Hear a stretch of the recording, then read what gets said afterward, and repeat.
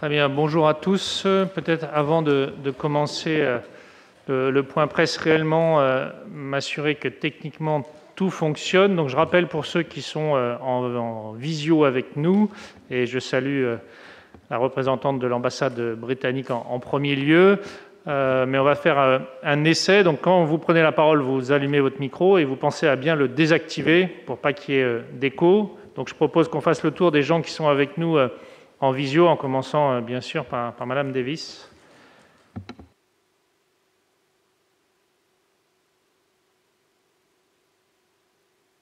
C'est parfait. Ensuite, normalement, on a la CAF et Pôle emploi. Bonjour. Cécile Plat pour la CAF du Morbihan. Est-ce que vous m'entendez? Très bien, on vous entend. Parfait. Et Pôle emploi, normalement. Bonjour, Séverine Delong du Pôle emploi, directrice territoriale, pardon.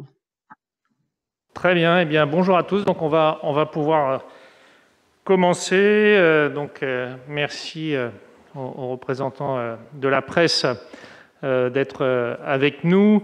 Je dirais un petit mot d'introduction. Je passerai la parole à l'ambassade britannique et puis ensuite vous aurez une présentation un peu plus technique.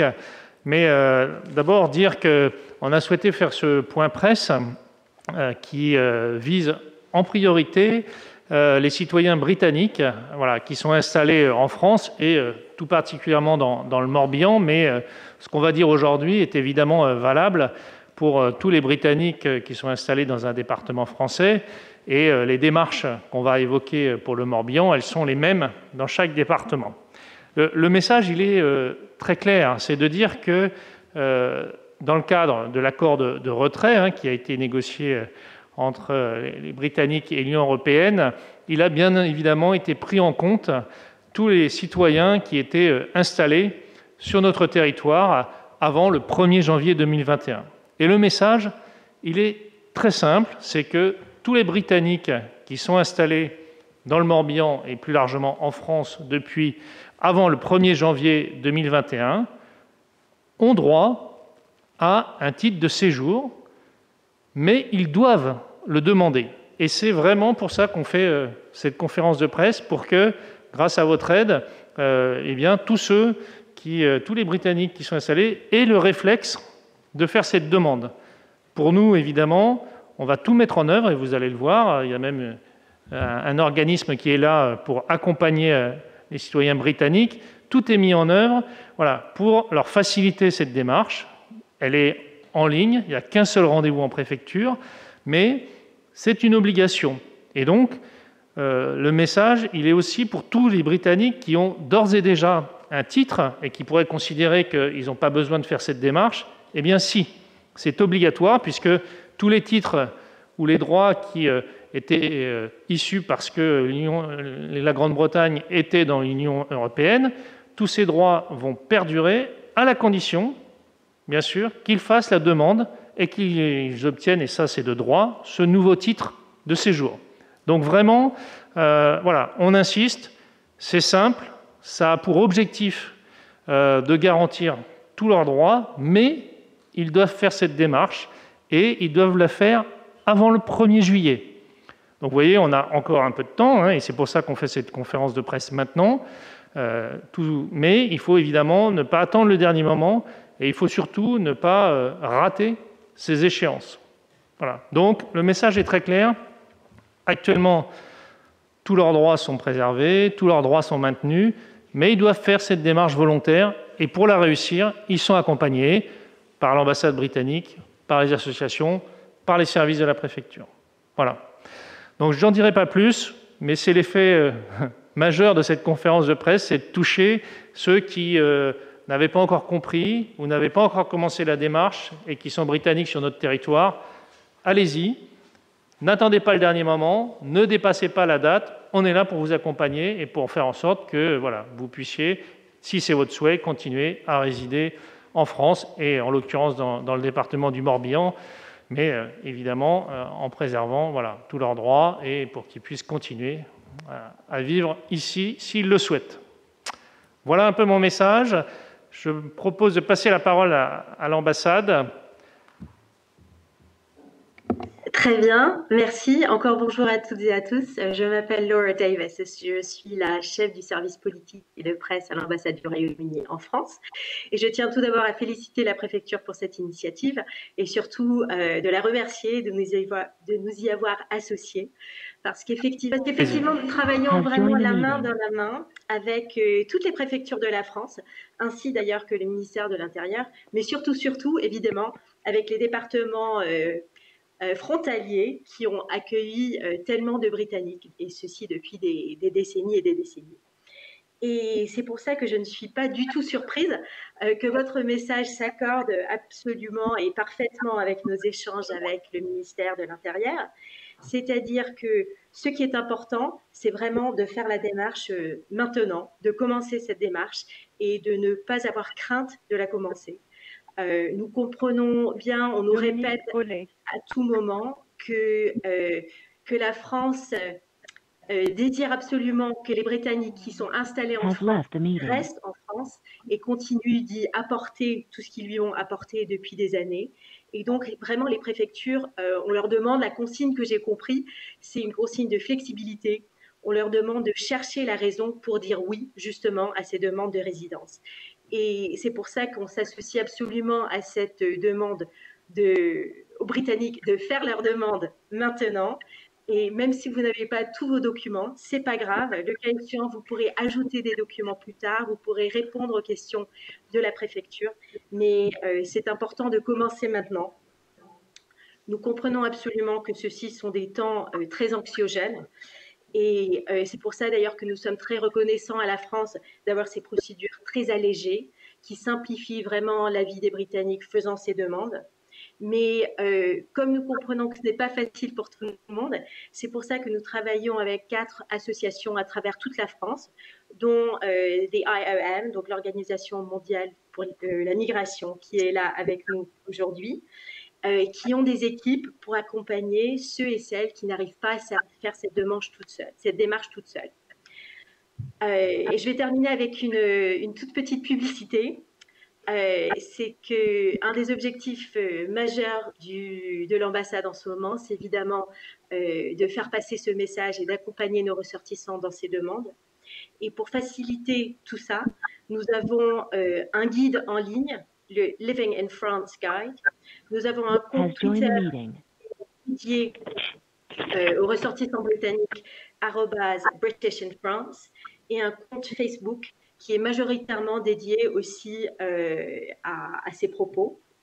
Je pense que toutes ces adresses sont dans le dossier de presse. Et si vous n'êtes pas très réseaux sociaux, ça arrive, on a aussi un newsletter mensuel, Voisins Voices, c'est-à-dire la voix des voisins. Et surtout, ce que je veux dire, c'est que nous sommes à l'écoute. C'est-à-dire que nous faisons un live par mois et aussi 3 séances de questions-réponses en ligne. Donc, si vous avez des questions que vous n'arrivez pas, si les Britanniques ont des questions auxquelles ils n'arrivent pas à trouver des réponses, nous sommes là pour les accompagner aussi. Et bien évidemment, si jamais quelqu'un a une urgence consulaire, nos équipes sont joignables 24 heures sur 24, 7 jours sur 7, par téléphone ou en ligne. Mais nous espérons qu'avec cette aide précieuse qu'apportent les préfectures, pour la plupart des Britanniques, ça devrait être une procédure qui marche très facilement, une procédure allégée. Donc, on se joint absolument à vous en disant à tous les Britanniques, allez-y, faites la demande maintenant, il vous reste 3 mois, c'est suffisant, mais il faut y aller. Merci beaucoup. Merci beaucoup. Et effectivement, actuellement, dans le Morbihan, il y a 3000 Britanniques qui ont déjà fait cette démarche avec succès. On a déjà pu délivrer 2500 titres. Donc, vous voyez, c'est vraiment une démarche facile qui fonctionne. Et notre message, encore une fois, c'est pour tous ceux qui n'ont pas commencé. N'hésitez pas à venir. Alors, je passe la parole à mon directeur qui va lui rentrer un peu plus dans les détails de la procédure. Là aussi, pour rassurer, c'est très simple. Oui, bonjour à tous. Donc, comme cela vient d'être dit, je rappelle que la mission de délivrance des titres pour les ressortissants britanniques s'inscrit dans le cadre de l'accord de retrait du Royaume-Uni de l'Union européenne. Cet accord de retrait qui a été conclu, je le rappelle, le 31 janvier de l'année passée, a pour objectif de protéger les droits des ressortissants britanniques en France dès lors qu'ils avaient le statut de résident au plus tard au 1er janvier 2021. Donc pour le volet qui nous intéresse ce matin, c'est-à-dire les conditions de séjour des Britanniques en France, je vais rappeler quelques points importants. D'abord, rappeler que le dispositif de délivrance de titres de séjour bénéficie uniquement aux Britanniques et à leurs membres de famille résidant en France au 1er janvier 2021. C'est important de souligner ce point. A contrario, les Britanniques qui arrivent en France depuis le 1er janvier 2021 pour des motifs de séjour divers sont soumis quant à eux aux dispositions du droit commun, sauf s'ils rejoignent un membre bénéficiaire de l'accord de retrait déjà installé en France. Cet accord de retrait, dans son volet séjour, concerne toutes les catégories de publics, actifs, non actifs, étudiants, salariés. Ce sont les principaux items du décret d'application du 19 novembre. En revanche, les mineurs britanniques, qui peuvent être nombreux, au même titre que tous les mineurs étrangers, ne sont pas soumis à détenir un titre de séjour, ce qui simplifie leur démarche, et notamment dans des calendriers où approche un certain nombre d'examens. Les résidents britanniques sur le territoire morbihanais comme sur l'ensemble du territoire français se voient délivrer des titres de séjour spécifiques. J'en ai un entre les mains, qui sont des titres de séjour qui comportent une mention particulière, à savoir qu'ils renvoient à l'article 50 de l'accord de retrait, et ils précisent, d'ailleurs, ils comportent la mention accord de retrait du Royaume-Uni, et pour la plupart d'entre eux, ce sont des titres de séjour dont la durée est variable entre 5 et 10 ans. Ceux qui obtiennent un titre de séjour de 10 ans, c'est ceux qui remplissent depuis longtemps la condition de résidence sur notre territoire. Ce qui convient également de remarquer que c'est un titre tout à fait spécifique, puisque dans ce format, il n'y a que les ressortissants britanniques à le détenir. J'insiste également sur un dernier point important du dispositif prévu par l'accord de retrait, c'est que l'ensemble, Monsieur le Secrétaire général, vous l'avez souligné, que l'ensemble des droits sont maintenus, sans obligation de détenir un titre jusqu'au 1er octobre 2021, dans, je dirais, tous les volets de la vie quotidienne qui peuvent concerner les aides sociales, l'accès à notre système de santé ou le droit de travailler. Concernant maintenant les formalités à effectuer. Cela a été dit, les Britanniques et les membres de leur famille doivent effectuer une demande de titre de séjour avant le 1er juillet. Cette démarche nos autorités ont voulu simple et accessible se fait en ligne sur un site internet dédié qui est accessible à partir de tous les portails gouvernementaux, préfectures, sites dédiés au Brexit, etc. Je précise également le point, cela a été évoqué en introduction, que s'ils étaient résidents réguliers avant le 1er janvier 2021, les ressortissants britanniques, certes, peuvent continuer à vivre en France, comme je l'ai indiqué, en application de l'accord de retrait. Pour autant, ils doivent tous obtenir un titre de séjour avant le 1er octobre, y compris ceux d'entre eux, et ils sont nombreux, qui détenaient déjà un titre de séjour. Donc le message important c'est un message important sur lequel je souhaite insister, puisque tous les résidents britanniques titulaires, par exemple, de cartes de résidence permanente, y compris celles n'ayant aucune date d'expiration, qui pourraient estimer que les choses sont en ordre. Non, elles ne le seront pas à partir du 1er octobre. Donc nous invitons effectivement toutes les personnes concernées, y compris celles déjà sous titre, dont nous connaissons d'ailleurs administrativement la situation, puisque en général c'est la préfecture du Morbihan, pour parler que du Morbihan, qui leur a délivré les titres de séjour. Enfin, je profite de l'occasion pour rappeler que les règles issues de l'accord ont été transposées de la manière la plus simple possible, en limitant volontairement les pièces justificatives à fournir par l'usager, et sont plus simples pour ce type de demande que les démarches qui sont faites aujourd'hui pour une demande de titre de séjour, je dirais, ordinaire. Par exemple, pour les Britanniques, il n'y a pas une particularité d'acte de naissance demandé. Enfin, le titre accord de retrait est gratuit. Il n'y a pas de taxe à payer, contrairement aux autres titres de séjour délivrés à des ressortissants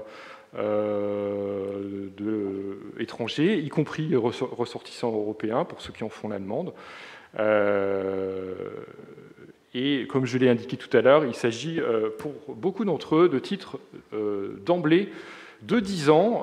Donc ça signifie que voilà, ce sont des démarches qui ne seront pas à renouveler rapidement.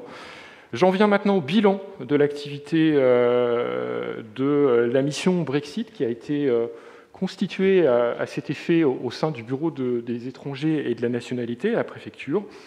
Depuis le 19 octobre 2020, nous avons dénombré 3097 demandes qui ont été instruites à hauteur, à l'heure où je vous parle, d'environ 90%. Ça veut dire que, comme vous l'avez dit, monsieur, 2500 titres ont d'ores et déjà été à délivrer. Et ce qui est intéressant, c'est que ces titres ont été adressés à domicile. Ça, c'est assez nouveau, c'est même complètement nouveau, puisque pour les titres ordinaires, les titres sont retirés moyennant la prise d'empreinte. Donc, pour assurer cette transmission et cette délivrance à domicile, on ne convoque les résidents britanniques qu'une fois à la préfecture, en rendez-vous, après que le dossier a été qualifié, pour précisément la prise de leur empreinte, pour associer une empreinte biométrique à leur titre, et ainsi que de vérifier leur passeport.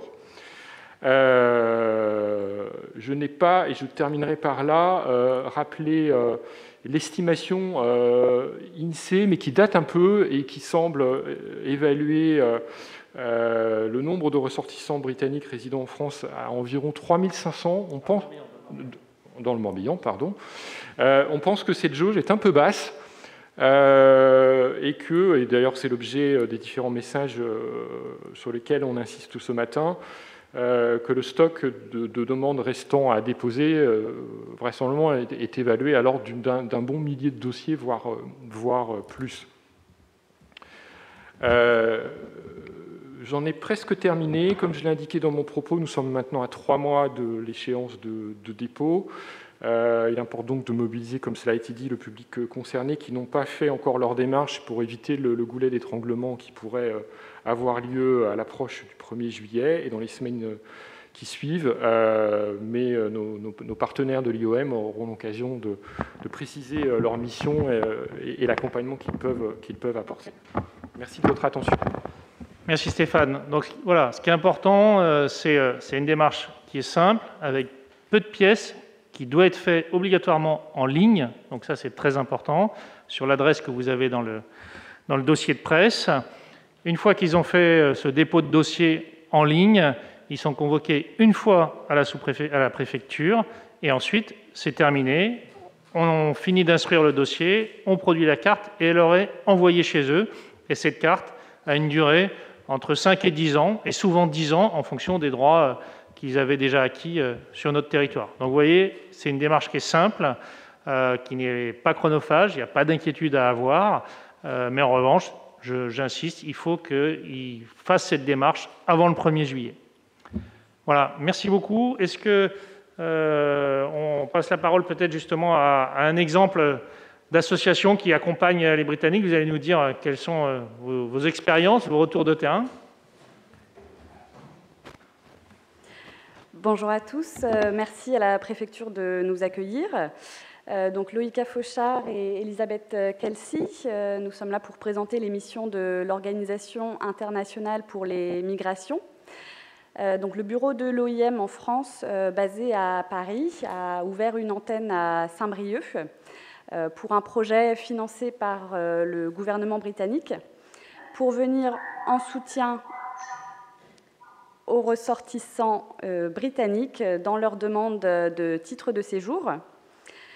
Donc, nos missions couvrent, outre la Bretagne, également la Normandie, les Hauts-de-France, l'Île-de-France et les Pays de la Loire. Nous donnons des informations et des conseils par email et par téléphone.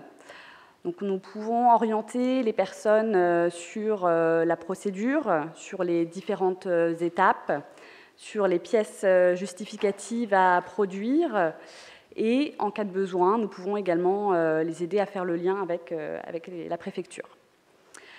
Les problématiques que l'on rencontre, c'est souvent des personnes qui n'ont pas accès à l'informatique et qui donc ne peuvent pas effectuer la demande seules de chez eux. Nous rencontrons également des personnes isolées ou avec des problèmes de mobilité. Donc, dans un premier temps, nous incitons les ressortissants britanniques à chercher une solution au niveau local, auprès d'amis, de voisins, voire demander de l'aide auprès de la mairie ou de maisons de services au public qui sont très bien au fait de la procédure. Nous pouvons également accueillir les ressortissants britanniques dans nos bureaux à Saint-Brieuc. Et en dernier recours, principalement pour les personnes qui ne pourraient pas sortir de chez elles, nous pouvons également nous déplacer à domicile. Depuis le début de notre projet en mai 2020, nous avons reçu plus de 1000 demandes d'information de la part de ressortissants britanniques. Parmi ces demandes, environ 600 ont requis une réponse personnalisée. Et nous avons aidé 70 personnes à déposer leur titre de séjour, donc en leur nom. Voilà. Est-ce que ma collègue veut ajouter quelque chose? Merci à tous. Très bien, merci. Voilà, évidemment, collectivement, on a mis en place des dispositifs pour accompagner ceux qui auraient le plus de mal à comprendre ou qui seraient éloignés de l'informatique. C'est l'enjeu. Et donc, vous l'avez dit, les espaces France Service ou les maisons de service au public sont par exemple un des outils qui peuvent accompagner ces résidents britanniques dans leur démarche. Merci beaucoup. Est-ce que Pôle emploi et la CAF veulent nous dire un mot sur le maintien justement des droits? Alors, pardon. Allez-y. Merci. Alors, oui, très rapidement, redire l'importance du titre de séjour parce que c'est ce titre-là qui permettra aux ressortissants britanniques de maintenir le droit d'exercer toutes les activités professionnelles en France. Donc, effectivement, c'est extrêmement important. Sur la phase transitoire, l'accord de retrait jusqu'au 30 septembre permettra effectivement de pouvoir exercer, mais dès le 1er octobre, il faudra bénéficier de ce titre de séjour. Donc, il est indispensable de pouvoir le faire.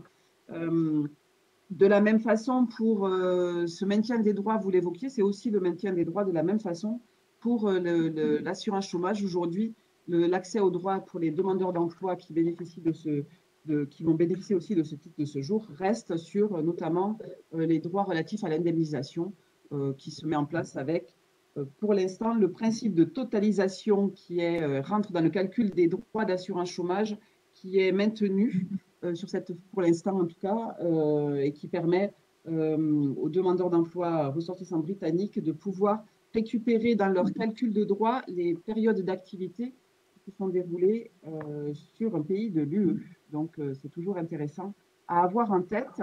et rappeler encore une fois la nécessité du titre de séjour pour tous les ressortissants qui résidaient en France jusqu'au 31 décembre 2020 et leur permettre de poursuivre leur activité professionnelle. On l'évoquait, ils sont nombreux. Et pour ceux qui sont demandeurs d'emploi, rappelez aussi que nous avons un territoire attractif en offre d'emploi et où les compétences de la maîtrise de la langue anglaise sont demandées. Il y a par exemple là sur le Morbihan actuellement 150 offres qui l'exigent. Donc c'est aussi des opportunités d'emploi pour les ressortissants, qu'ils soient ou les membres de leur famille, puisque ça fait partie aussi des spécificités de l'accord de retrait.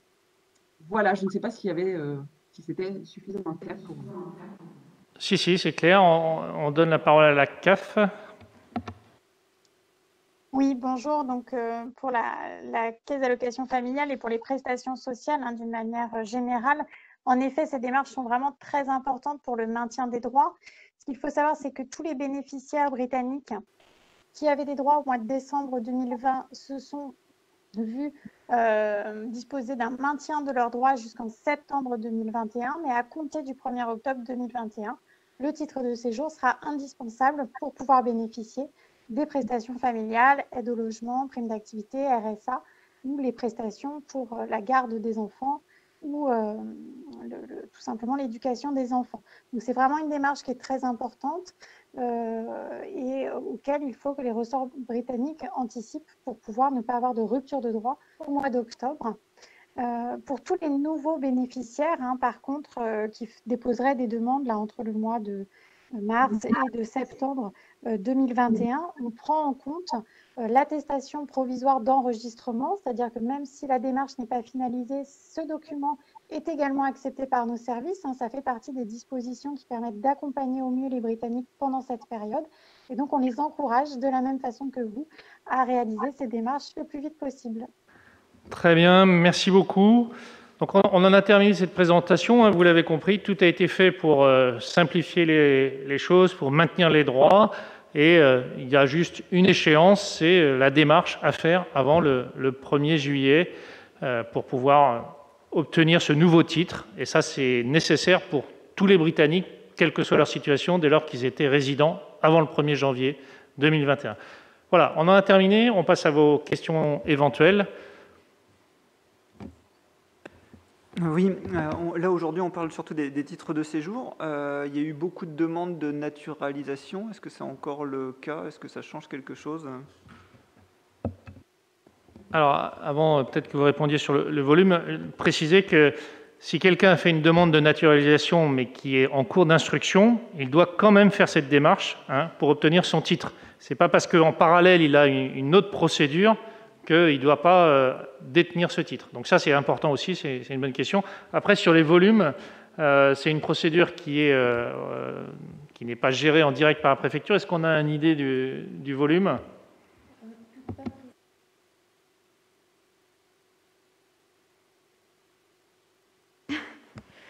Oui, donc je disais que le phénomène de demande de naturalisation de la part de Britanniques à compter du moment où le Brexit s'est imposé, donc a été un phénomène marquant. Aux dernières cérémonies qui ont eu lieu ici en préfecture, on avait pratiquement la moitié des dossiers qui concernaient des ressortissants britanniques. Tout à fait, dont des joueurs de rugby. Mais non, peut-être dire que la procédure là, qui est mise en place, la délivrance de droits de ce titre pour des périodes conséquentes, souvent 10 ans ou en tout cas 5 ans, je pense maintenant a un peu rassuré. Et donc ce phénomène, à mon avis, va revenir à un phénomène normal, à un volume normal. Il y a eu un pic, mais je pense qu'avec cette nouvelle procédure, les choses sont claires, tout le monde est rassuré, donc ça devrait revenir à un volume normal. Et concernant les conséquences, donc on l'a vu avec Pôle emploi et puis la CAF, donc c'est une rupture des droits à partir du 1er. Si jamais je suis ressortissant anglais, je n'ai pas fait les démarches, le 1er octobre, du coup, j'ai plus de droits pour la CAF, pour Pôle emploi, tout ça. Il y a d'autres conséquences parce qu'on dit que c'est important, mais c'est aussi avoir les conséquences. La conséquence, c'est que vous serez en situation irrégulière sur le territoire. Bon. Vous voyez bien que tout est fait pour ne pas avoir ce genre de situation, hein, et on a anticipé des personnes qui pourraient avoir peur de ce dispositif. Donc on fait ça aujourd'hui aussi pour qu'à travers vous, il y ait un message rassurant pour que personne n'ait peur de ce dispositif. Au contraire, voilà. Donc on espère bien ne pas être dans cette situation.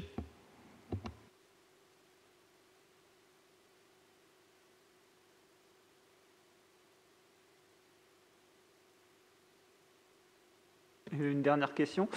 C'était mes collègues de Pontivy qui parlaient de du permis de conduire. Apparemment, il y avait des difficultés. Certains avaient peur de devoir le repasser ou devaient le repasser.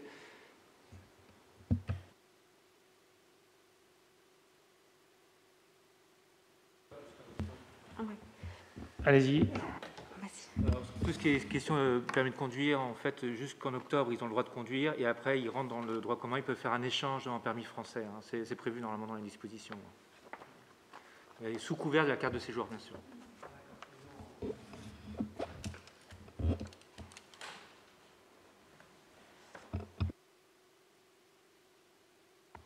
Très bien, si on a été clair, et c'est ce qu'on a essayé.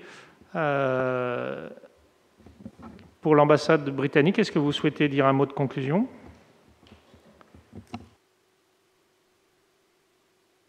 Voilà, j'arrivais pas à rallumer mon micro, je m'excuse. Non, tout simplement répéter mes remerciements, et parce que je crois que c'est une initiative qui va aider à rassurer les gens, et justement les rassurer pour faire des demandes, pour éviter des problèmes qui pourraient suivre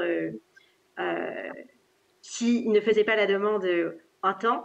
Alors, je remercie tout le monde pour des présentations très claires, et j'espère que ce message sera justement bien porté par tous les médias qui sont présents pour nous aider à aider les autres. Je vous remercie. Très bien, merci à vous d'avoir participé à cette petite conférence de presse. Donc voilà, merci à la presse de vous être mobilisés aussi. Je pense que c'est œuvre utile. Et encore une fois, c'est pas compliqué, il n'y a pas d'inquiétude à avoir. Il faut juste faire la démarche et ensuite on vous accompagne, les associations vous accompagnent, l'ambassade vous accompagne. Donc tout va bien se passer pour les ressortissants britanniques s'ils souhaitent continuer à résider en France et notamment dans le Morbihan, ce qu'on peut comprendre. Voilà, merci beaucoup. Bonne journée à tous.